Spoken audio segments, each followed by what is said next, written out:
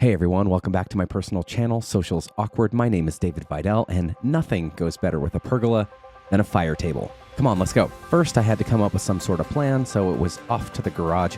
I decided the best approach would be a fly by the seat of my pants method, so a few dimensions is really all I needed. Basically, there's only 3 pieces of information that I need. I want the top about yay big, and the box about yay, and I need a hole for the fire. So, easy. Once I had my engineer-approved plans, I gathered some lumber and got to the millwork, which is honestly one of my favorite parts. I love making sawdust, and anytime I get to use power tools, sure, I could have just bought a fire table, but where's the adventure in that? I can make one way cooler than I can buy, plus my wife thinks it's super hot when I do what she calls man stuff. First, I framed up what would become the tabletop, skinned it with 1/2-inch OSB, and jigged out an opening for the fire.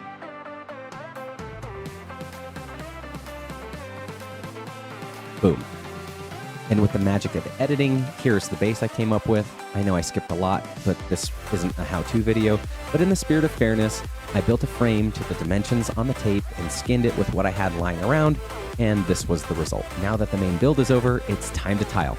I haven't had a reason to use this tile saw in a good long time, so I was looking forward to that. If you haven't had the opportunity, tile is a really fun material to work with. It's messy, it's wet, it's technical, and there just aren't enough activities that you can describe with those adjectives. I let the tile cure overnight, and then I grouted with an outdoor silicone caulk tinted to match the tile.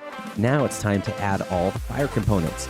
This is a keyhole to turn on and off the fuel, propane in my case, then all the tubes and fittings, and the fire pan itself. Everything is in 3/4, so it's almost totally idiot-proof. I'll make sure to put that to the test.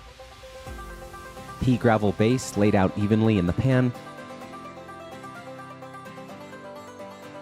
followed by this special fire pit rock in iridescent blue, and topped off with these fire pit balls. So it's a boy fire pit. Oh, so it's a girl house. What? No, it stimulates the gag reflex. Everyone has a uvula. Not me. I'm guessing there's a correct name for these. Comment below if you know it. Altogether, this took about 10 hours from concept to completion. It has an access door, tool storage so I don't lose the fuel key, topped with a wood look tile, stained tongue and groove pine make up the base, and composite trim for the frame and accent pieces. But who even cares about all that? Let's roast some starbursts and tell some exaggerated stories after enjoying all the summer shenanigans that only long, beautiful days can provide. Remember that it's better to collect memories than it is to collect things. Wherever it is that you call home, and whatever the season, may the spirit of summer live on. Thanks for watching.